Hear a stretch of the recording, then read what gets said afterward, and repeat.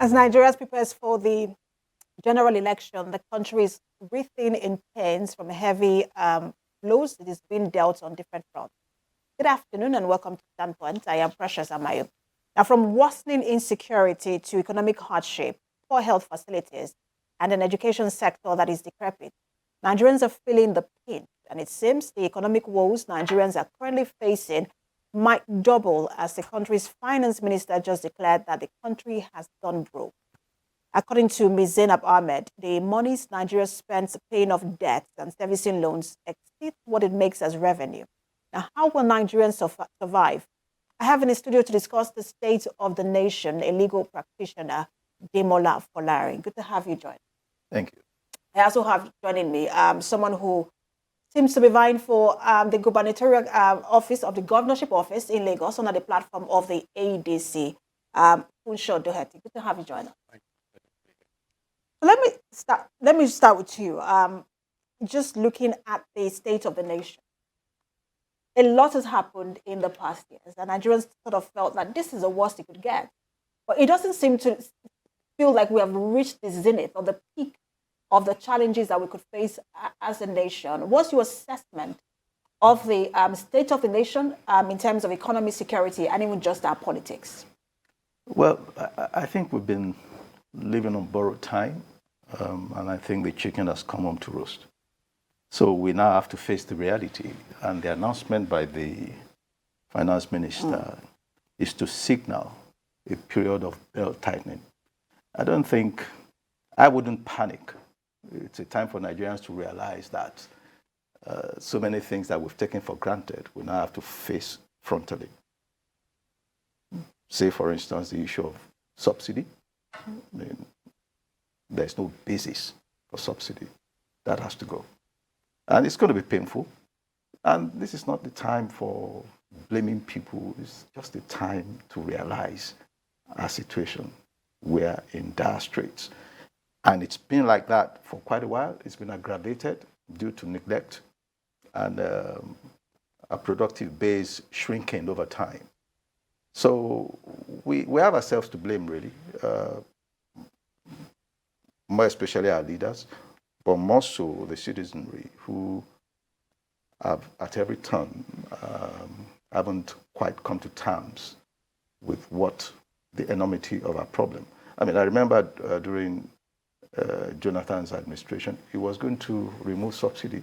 The NLC went to town. We should have done it then. You see, there are certain pills you have to take. They could be painful, they could be bitter, but if that's the cure, you have no choice. So we are now at a point where, and compounded by insecurity, which makes it difficult for people to do business, for farmers to grow crops on their farms. The agricultural base, in spite of all efforts made, is not really expanding at the rate that it can provide alternative source of revenue for government, largely due to insecurity. And then industries are collapsing because of under the weight of not quite salutary economic policies, like the exchange rate is going out of control completely. I think it even appears that the central bank has given up on the issue of exchange control, because in the space of just a week, the naira moved from 610 to 658. I mean, it's outrageous. Let me also get your thought on this. It's been, Nigerians are reeling under the weight of the economic challenges that we're facing, and then compounded by the insecurity challenges. At first, those in the south seemed a bit relaxed because it seems that some of these issues, especially the insecurity, was just in the north, but now it's all over the country. There is nowhere that is safe for Nigerians. He mentioned the issue of, look, the chicken, almost like the chickens have come home to roost. Yes. How did we get here? Because it just keeps getting worse. Thank you, and it's a great question, and it's a good foundation that's been laid by my brother here. You know, at the end of the day, a lot of the problems that we see, I think, are traceable to leadership failures over time, and these things are compounded. it's almost as if you start going down a wrong road, and if you don't turn back, until you turn back, you will keep getting further and further from your destination. If you take the economy, and those two issues that you raised, by the way, economy and security, they are intrinsically linked. Because anywhere in the world where you have proliferation of poverty, where you have proliferation of people who feel disenfranchised, disengaged, who feel their leadership do not represent them, you generally will see criminality proliferating. So in one sense, the long-term fix for the insecurity problem really is better governance that leads to better outcomes, better development outcomes, better quality of life for people, and then we'll see criminality decline. Of course, we have to have a short-term strategy for managing that insecurity.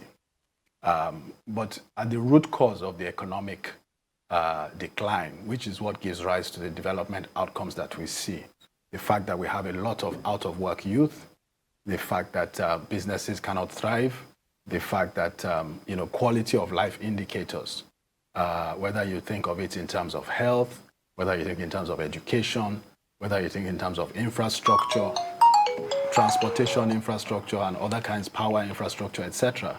At the root cause of all of these is how well I think we manage the economy. And this is an area where I would say, we've really been let down, by our leaders, and where I think a lot more needs to be done and can be done. Nigeria has actually been blessed with,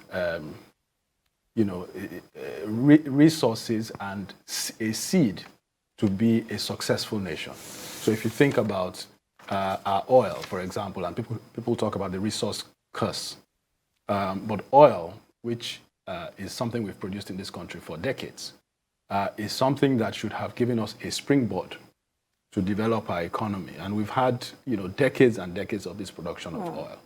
We've had multiple opportunities to use that as a springboard for transitioning the economy, diversifying it, broadening it, and then bringing the wealth of talent and human resources that we have to ensure that we have a broad-based, productive, successful economy.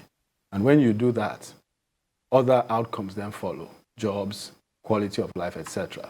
And then issues such as development indicators and insecurity follow along the line. And we seem to have, by your analysis, we seem to have missed out on that opportunity. And just, you mentioned again an opportunity that we missed out on, which is when President Goodluck Jonathan was in office, and he was going to remove a fuel subsidy, and then we saw the Occupy Nigerian protest, and then he sort of rescinded that decision. But in 2015, people say that in 2015, again, was another opportunity that we missed, because at that time, the president seemed to have a lot of trust from Nigerians just getting into office, and a lot of expectations that if he had said, if he had asked Nigerians to jump, it was just going to be, how high do you want us to jump, because of that trust. But that trust seems to have eroded. How many opportunities do you think that this administration has missed in terms of fixing the economy and fixing security? Well, I think we don't play our politics very well, because it's usually not based on honest issues. I mean, for instance, the current administration came in 2015 on the platform that there was nothing like subsidy. It was all a fluke, but there was subsidy. And I remember the president asking, who is subsidizing who? And then the electorate really weren't ready to listen to the truth, which is, we need to remove subsidy. There was subsidy, and we needed to remove it. Opportunities have been missed, and I don't want us to restrict ourselves to this government. During the Obasanjo regime, we could have completed the Ajaokuta steel rolling mill. That would have expanded its industrial base. We could have fixed the power sector. 8 years was enough. We didn't fix it. These two elements, if they had been fixed, we would not be here. I mean, it will have revolutionized the industrial base and the productive base. Because they're not there, everything is collapsing. Now, talking about this current administration, don't let us forget that they didn't inherit a particularly healthy economy. I mean, it wasn't as bad, but then world economy has regressed all over the world in the last 5-6 years. I'm not sure there's any particular economy in the world that is prospering. I'm not for sure different anybody. reasons. I'm not sure anybody doubts the fact that the economy was not in a good shape, or we had insecurity issues.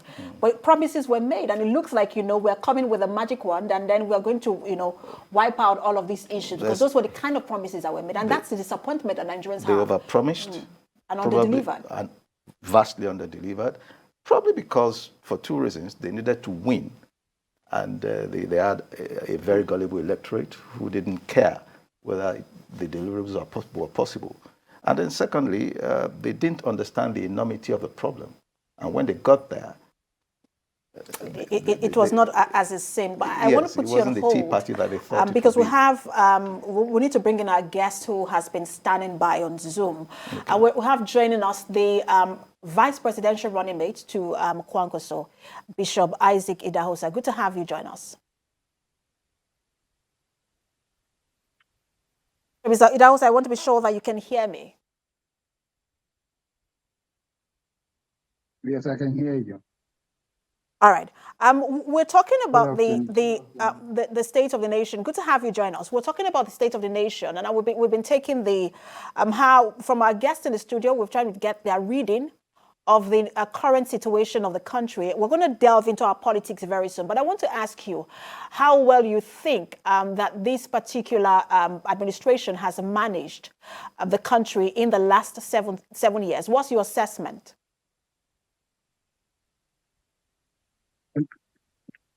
The line is breaking, though. Can you hear me now? How clear is Please, it could you now? put the question through again? I was asking you your assessment of the current situation in the country and how you will rate the current administration as well, seeing that you are also running for office.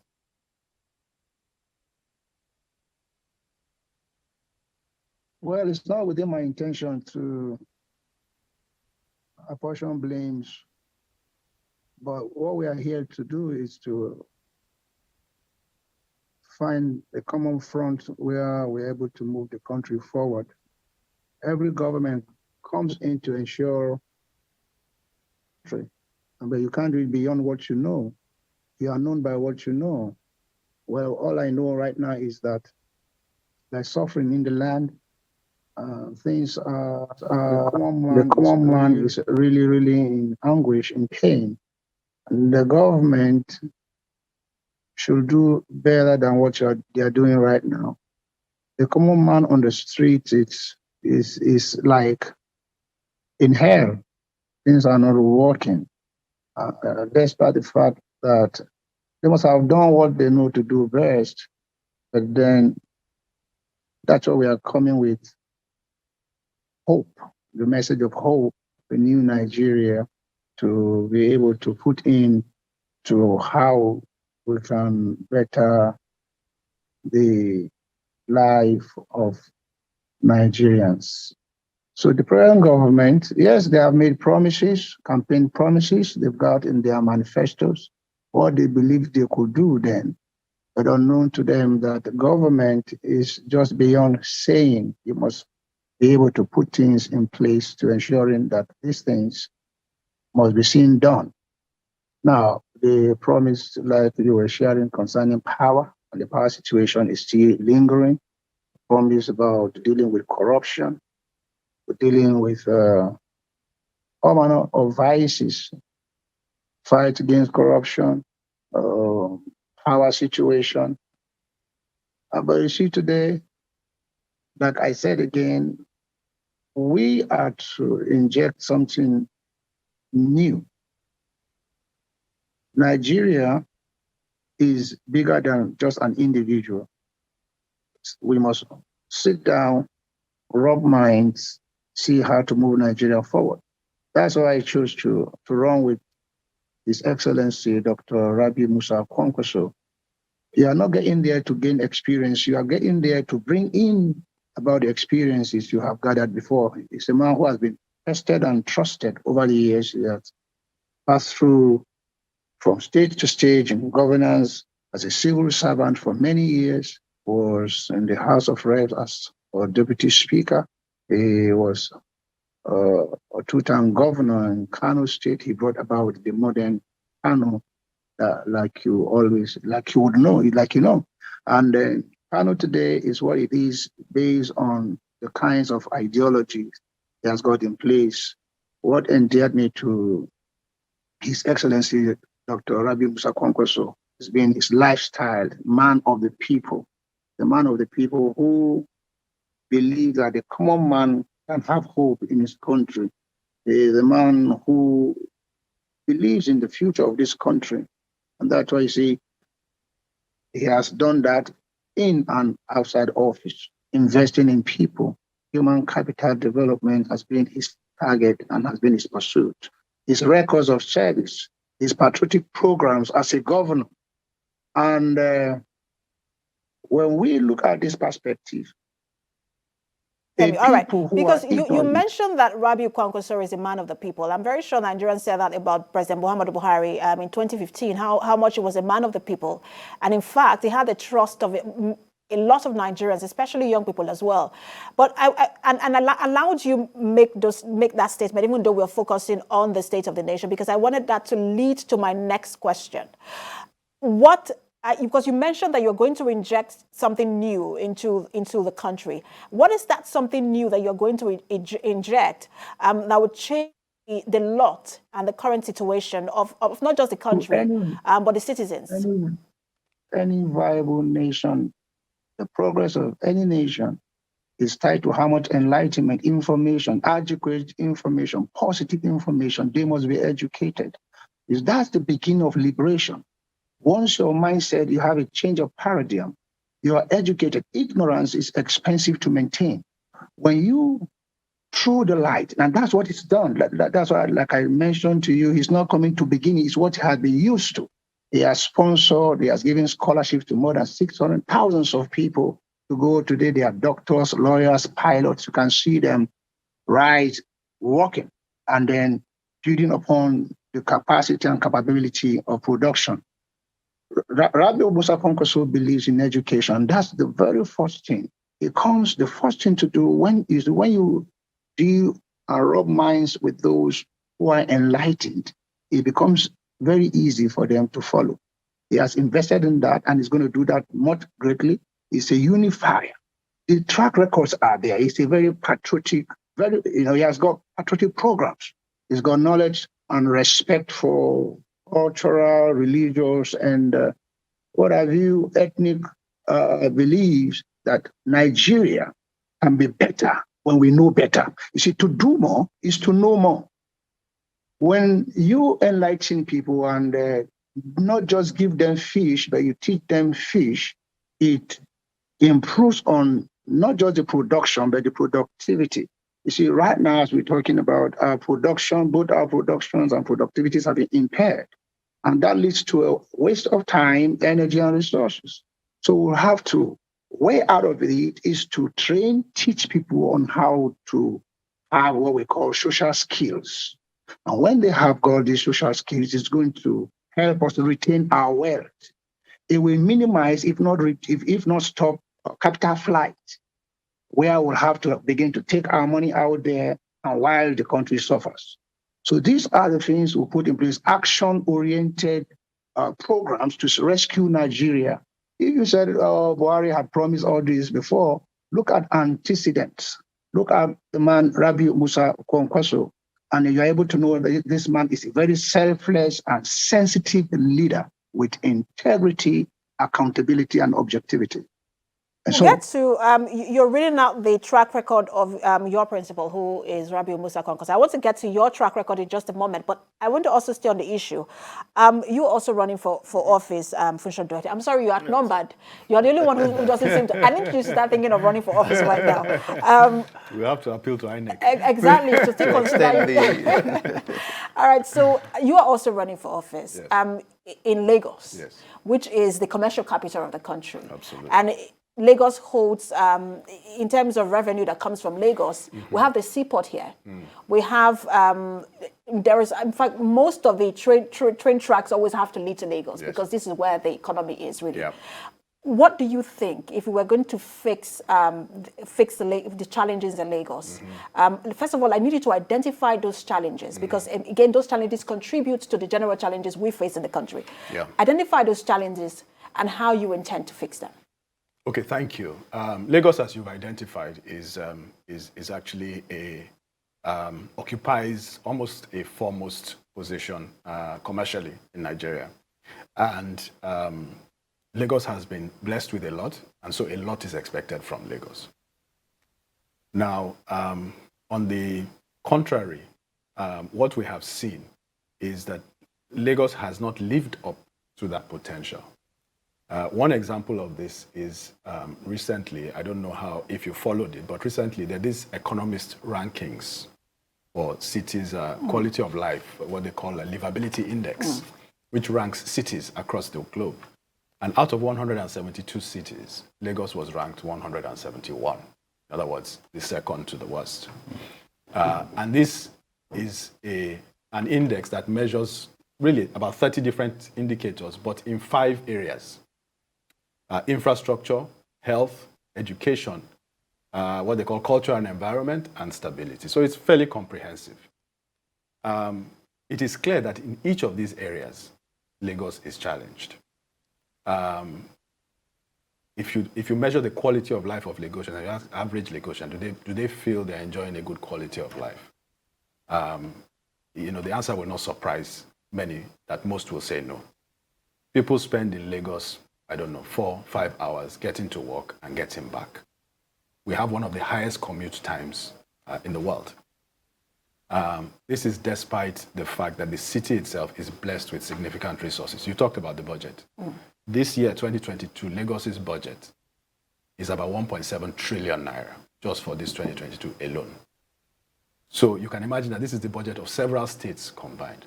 So in Lagos, we shouldn't actually be comparing ourselves, to other states. We should actually be we should be measuring ourselves in relation to the resources that we have.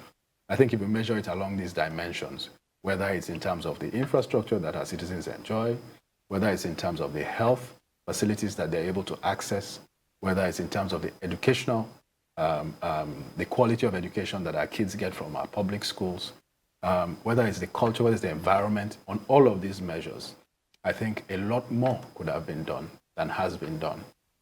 It is noteworthy that Lagos, unlike many states, has been ruled by basically one ruling entity for almost the entire period since 1999. So that's almost 25 years. That's almost a generation. Some nations have moved from third world status to first world status in the span of a generation. So I think it is safe to say that that we could have been a lot further along in Lagos than we are today. I will conclude by saying that Lagos is important because Lagos is a very significant part of Nigeria's GDP. We have a population of between 20 and 30 million people, depending on who you ask. So in a lot of ways, what happens to Lagos is determinative of what happens to Nigeria. So it is important that if we assess that progress is not being made in Lagos, for us to progress as a nation, an important part of that is what happens in Lagos. Let me bring the conversation to you. You've listened to both of them, who are running for office. Like I said, that leaves you as maybe now the judge on this panel. When you listen to the conversation and the statement made by both Funsho Doherty, who's running for the gubernatorial office here in Lagos, and the vice presidential running mate to Kwankwaso, Bishop Isaac Itahosa, and you look at where we are as a nation, do you think that, because beautiful statements, manifestos have always been made in the country at every level, do you think that it sort of ties in to where we are, and can it actually fix the problem, or they are just these comments or statements are far from reality? Well, they are political statements. They are not necessarily devoid of facts or truth, but they are not balanced. The picture of Lagos, as described by him, is one aspect of what we see. And I think it's unfair to suggest that Lagos has been on a standstill since 1999. I didn't say that, though. No, but effectively, that's what you're saying. He said he talked about the political structure. Not just of political Lagos since structure, 1999. the fact that Lagos is punching far, far below its weight. Not much can be seen on the ground. It's a common argument, and particularly amongst political or politicians or people contesting offices. That's what he's supposed to say. If he's coming to change Lagos, he's got to make us see the bad aspect of Lagos. I have not heard him say one good thing about Lagos, for instance. And there are many good things about Lagos. This is not the Lagos, today's Lagos is not the Lagos that we had in 1999. Better or worse? I would say better, when you look at all the parameters. Now, could it be much, much better? Oh, without any doubt. We haven't done as much as we should do. But to say that we haven't done anything or we've done virtually nothing is to make a political statement, which is allowed in the context in which he has spoken and in the context in which he has spoken. I'm a neutral person in that regard, and I'll have a more balanced view on that point. Now, can it be improved?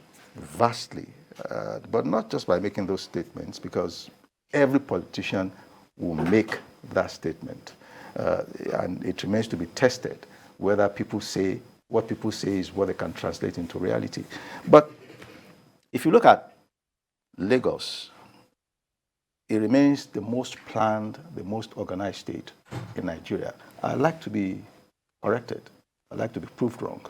When you look at the problems associated with megacity, the revenue available, which has been expanded over time, and what is being done, it is difficult. Why is everybody rushing to Lagos? It's not just because of the economy. It's because of the relatively conducive environment.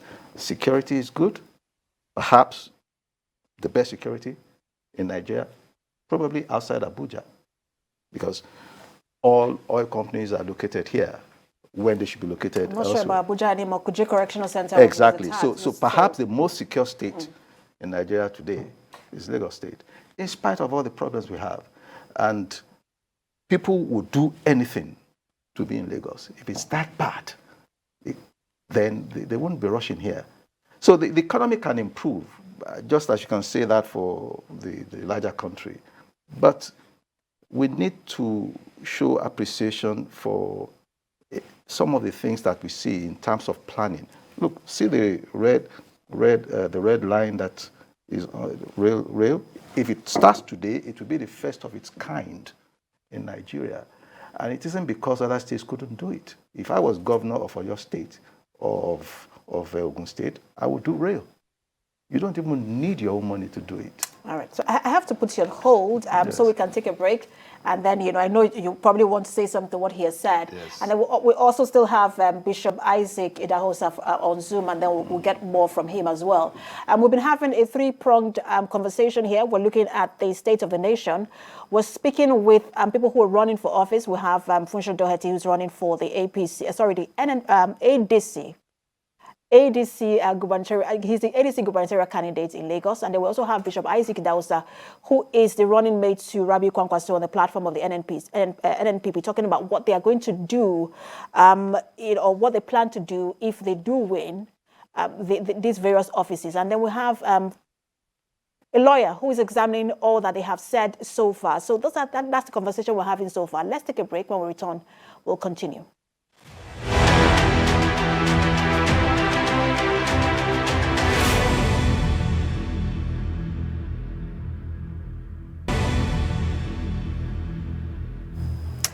Thanks for staying with us. You're still watching Political Standpoint. And we've been having a conversation on the state of the nation. And then we've also been getting the views of people who are running for offices. We'll still have with us the vice presidential running mate to Rabbi Kwankwaso on the platform of the NNPP, Bishop Isaac Idahosa.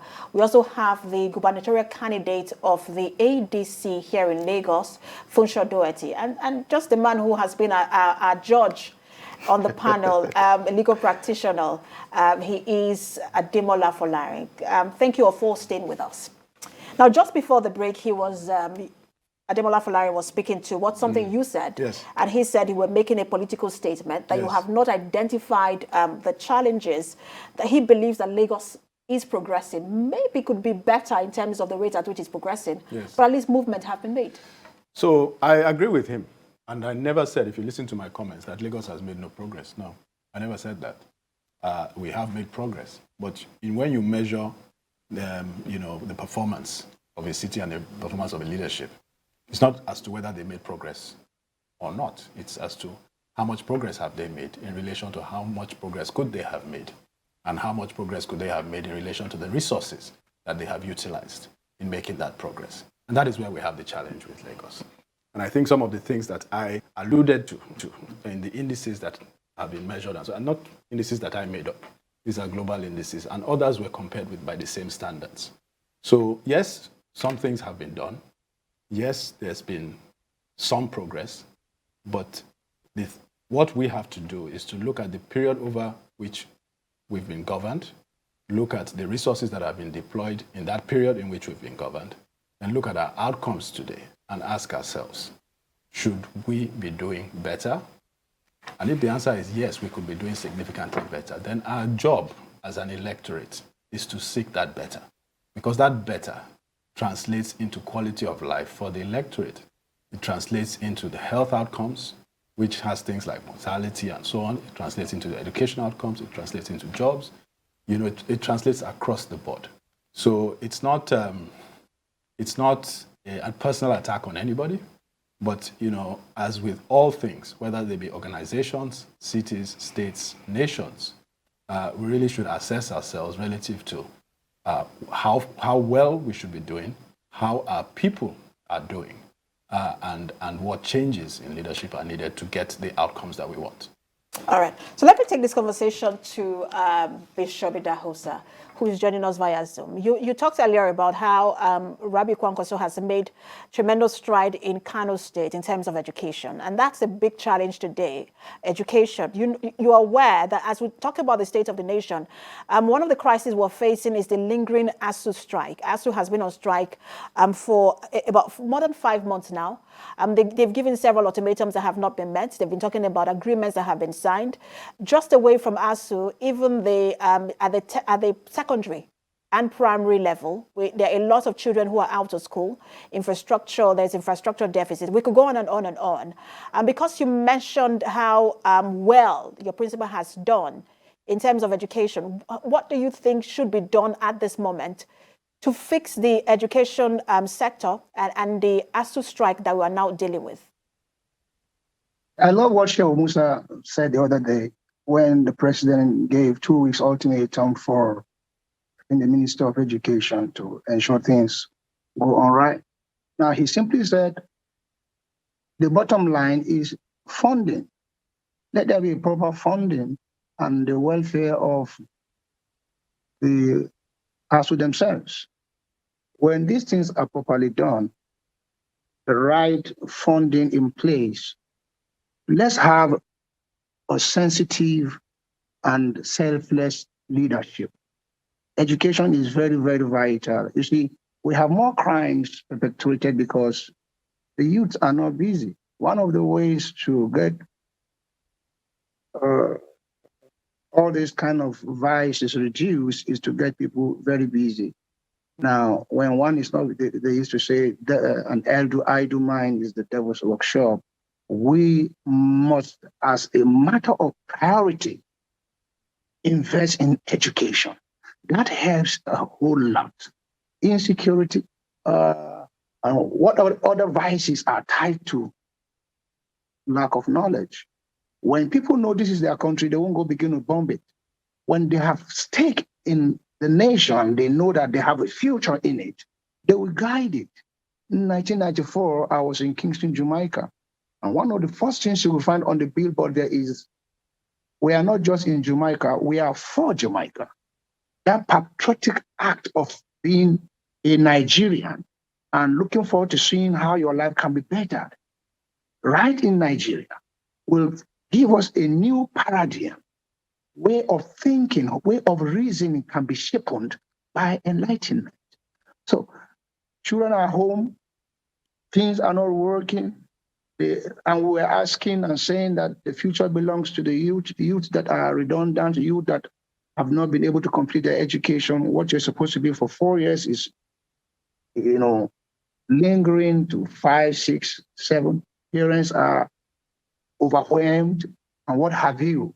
So it's important to have selfless and sensitive leadership that can be accountable. Now, it's a matter of saying what is happening there. If budgets have been allotted to that, what's happening to the implementation of the budgeting? Now, ASU doesn't just want to be on strike. It's not like they take pleasure. It doesn't catch their fancy. Look out for what their welfare is. Answer to what they are requesting. And this will go a long way by solving it. If not, you see, a whole lot will just be unveiling and unveiling and unveiling. And the more these things go, the more trouble we've got for this country. So we must be sensitive as leaders and selfless and hold people accountable for their, it's one thing to have responsibilities, another thing to have accountability. But when you want to occupy an office and you don't want to be accountable, then that's where the problem lies. ASU's matter can be solved within 1 week if proper attention is allotted to them. I'm going to stay with you because you mentioned that we need to fund, the issue lies with funding and we need to fund education. If your party were to win the 2023 election, you will become the vice president, and that means that you oversee the economy. And you've talked about funding. The federal government has said, look, we are broke. Nigeria doesn't have the money. Where would you find the money to resolve all of these challenges in the education sector? The loopholes that siphons the money.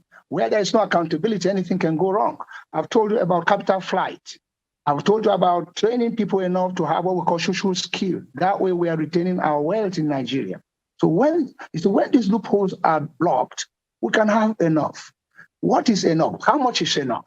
We are able to, when we begin to have what we call capital build, we begin to build our infrastructures and begin to generate what we need, produce what you need, and then have a larger capacity for it and then capability for it, you now discover that the wastages, like I did mention to you, what this is going to do when we now balance the productivity and production, then it's going to generate a kind of, we will secure our time. There will be no time wastage, energy wastage, and resources will not be wasted. So these are the things that we have in mind to do. How do we block wastages? By making people accountable, then by helping people to understand that this is our country. And we don't have any other one other than this. When people are built up through what I call this social skill, it will help us retain wealth. The key to it is, how do we retain our wealth? How do we look inwardly and not to overflow the oil? Let's now begin to look into diversification, like they have been saying, into agriculture, human capital development. These are the things that we culminate into the wealth of any nation today.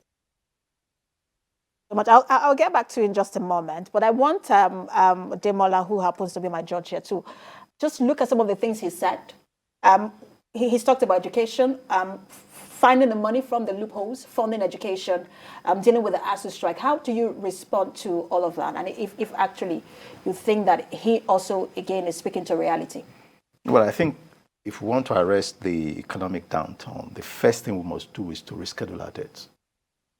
Without doing that, we cannot have free funds to do productive things. So reschedule it, get new moratoria if possible, so that in the meantime, for 5 years, in the meantime, the money we make is now available to be put back into productive ends. That's the first step. The second one is what he said: plug the loopholes, reduce corruption, remove subsidies. And where are those loopholes? Because we hear that a lot. Everybody say plug the loopholes without actually talking about what the loophole is. Reduce the size of government, reduce travels.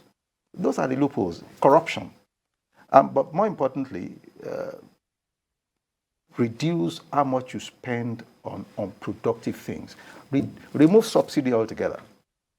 It's painful, but it's the pill we have to swallow and swallow now.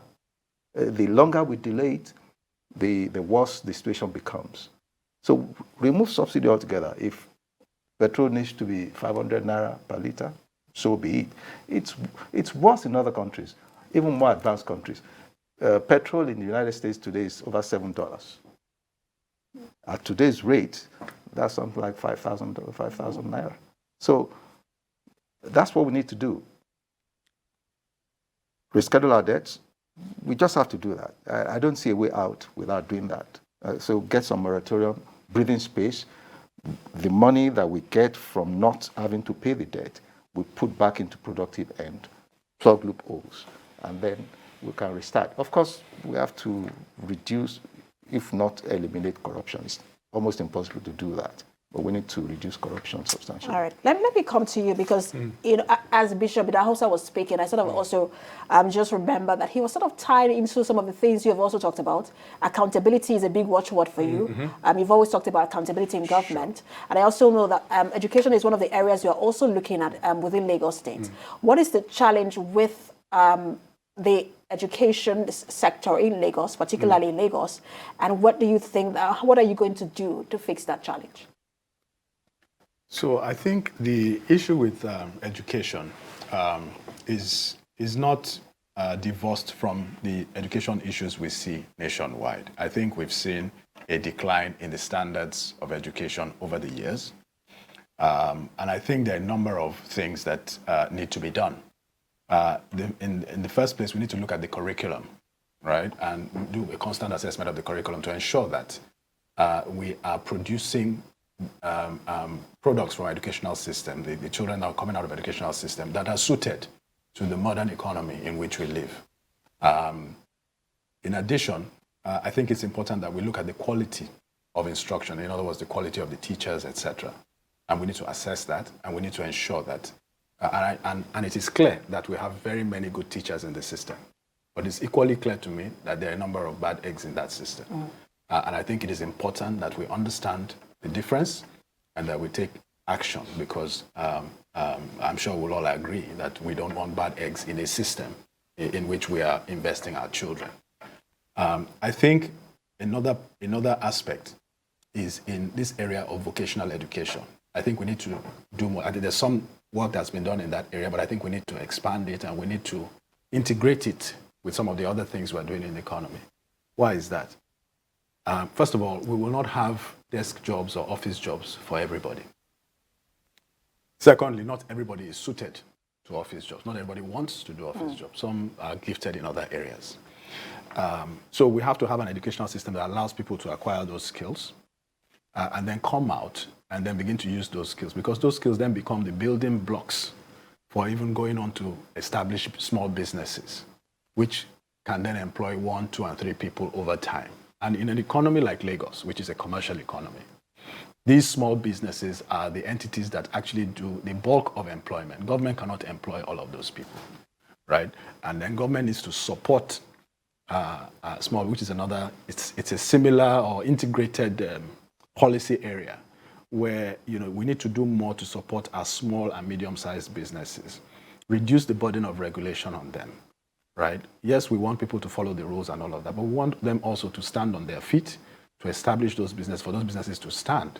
And rather than coming to them with multiple regulations, and when they stand and they are profitable and successful, government gets the taxes, people are employed, the society benefits as a whole. So I do not want us to leave this conversation without talking about insecurity. That's the biggest challenge. And I want to take it first to Bishop Isaac Idahosa. First, I want to ask you in 2 ways to get your thought, because it also ties into insecurity that the Khan believes that Christians have been dealing with. I want to get your thoughts on Khan's reaction so far to the Muslim ticket and the issue, all the issues that have now been playing around it. What do you make of it? And then also insecurity, because again, Khan's concerns really have to do with insecurity. They say that Christians have been attacked, and so the Christians need representation. Talk to us about what you make of that, and then what we can do to fix the security crisis that Nigeria is now facing. Well, one, of course, Ghana has a stand already that it's not welcomed. Muslim ticket is not welcomed. It has exposed the insensitivity of the very current ruling party, and to be able to say that there are no one competent Northern Christian to be a running mate to Asiwaju Ahmed Bola Tinubu. And that has really gone too far. And so Kano has its own stand by saying it's not welcomed and it will be resisted. That's in their own words. And of course, you can see they're so much aggrieved. And North, West, South, and East are saying same thing. But then the deed has been done. Insecurity is everywhere. And like I did mention to you, when we engage youths and they are busy, it's going to go a long way. Number two, let's invest and follow up on the armed forces, our weaponries of engagement. How viable are they? And you can see time to time, you see these soldiers will come forward and say, oh, they are using a lesser powerful armory than those ones attacking the enemies of this beloved country. We must look out to the welfare of our armed forces generally. Two, we must be able to buy the most modern equipment for the engagements they are involved in.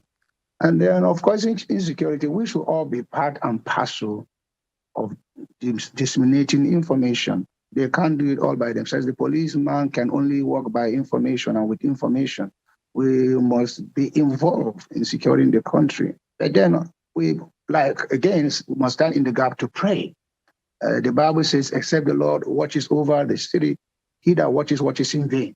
When it gets to a point where you know all to do and it's not working, you hand it over to God and then devise a new method. What have I been doing that is not working? What will I do now that will make it work? You don't do same thing expecting different results. We all have got, today it may not be you, it might be me, it might not be me, it might be someone else. Don't wait until it gets your turn for you to know that Nigeria is faced with serious insecurity. Thank God for Lagos, but it could spread around the 36 states. Look at what happened in Kuje prison. If that could happen just at the nose of power, what have you today?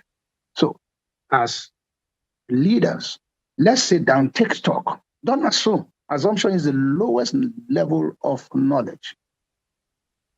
I'm sorry, I need to jump in because I have about 5 minutes left.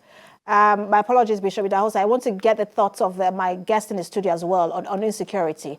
Let me start with you, Mr. Ademola. The federal government is now looking to ban the use of commercial motorcycles all around the country, nationwide. Does that fix the problem? Because there have been times where we've made a lot of decisions that, it just didn't move anything. In fact, it gets worse. Do you think that if commercial motorcycles were banned, that would have solved maybe half of the problem that has to do with insecurity, especially in the north? I'm not sure that by itself alone will solve the problem. But they have a better understanding of the security problem. They have the security reports. So it may very well be that the use of commercial motorcycles plays an important role. Maybe it facilitates criminality in that aspect. But that by itself cannot solve the problem.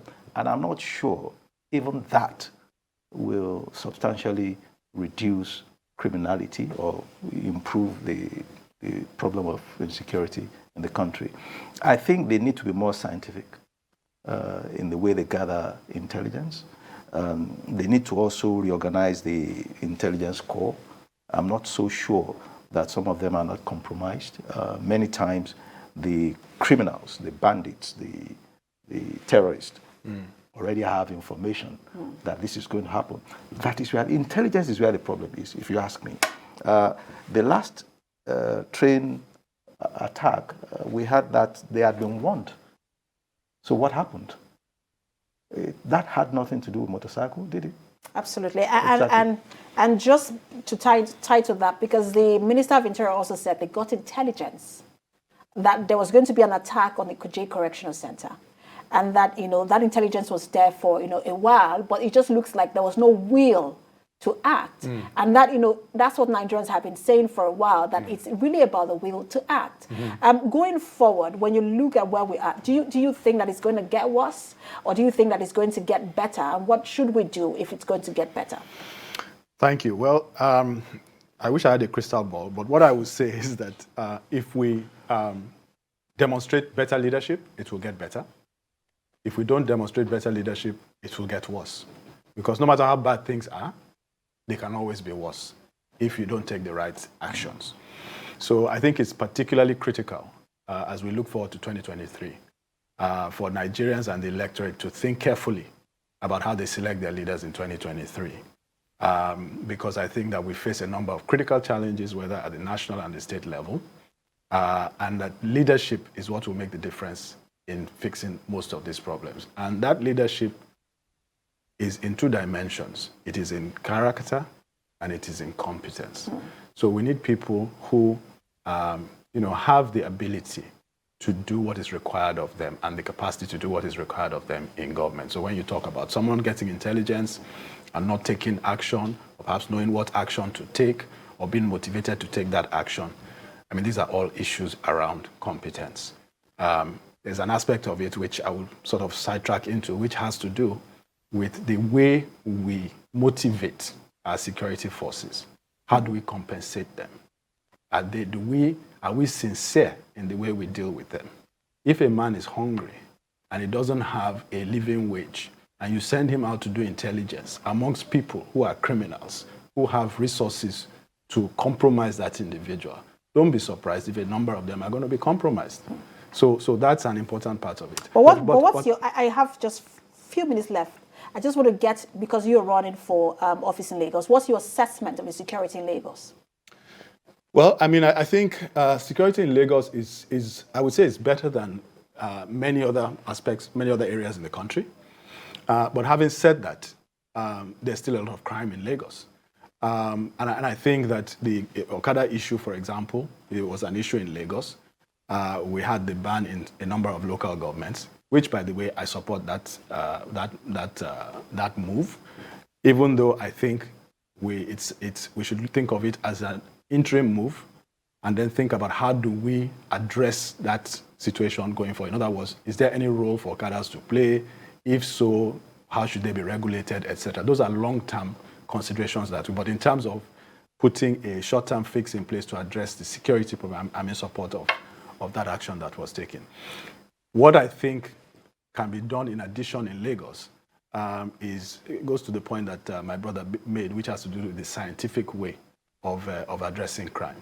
So more around, the things that you would find in a modern megacity like Lagos, city cameras, security infrastructure, in a technologically advanced way that allows us to. I think we also, as a state, will invariably have to continue supporting federal forces or the federal resources, the federal security forces. So I have to put you on hold. I really hate to do that because I have now 30 seconds. I'm being told. Bishop Idausa, I told you were outnumbered. Bishop Idausa, just a final word from you in the next 30 seconds or 20 seconds. So I can use 10 seconds to wrap up. Now I want to say to all, go register, go get yourself voter's card. Take time to collect them and vote when the time comes. Protect your votes. No violence. Just vote. Vote NNPP. Thank you. We're not allowed to campaign yet. Thank you so much I'm just saying. Thank you. I'm sure every other party will say vote for me, but we'll start hearing your manifestos anytime soon. And I hope that we're going to have you again, Bishop Idausa, because we really want to speak to you even as someone who is running for the second office in the country. Thank you so much for talking to us. Thank you, gentlemen. We've been speaking with the ADC gubernatorial candidate in Lagos State, Funsho Doherty. Good to have. Thanks for joining us. Thank you for having me. We've also been speaking with we've often been speaking with the vice presidential running mate to Rabi Kwankwaso on the platform of the NNPC, Bishop Isaac Idahosa. He joined us via Zoom. Thank you for talking to us. And the man who was outnumbered, a legal practitioner, Ademola but nonetheless able. Absolutely. Thank you so much for talking to us. Thank you, gentlemen. You've been watching Political Standpoint. That's the much you can take. You can catch the repeat at 11 p.m. tonight and 5 a.m. on Sunday morning. I am Precious Amayo. Thanks for watching.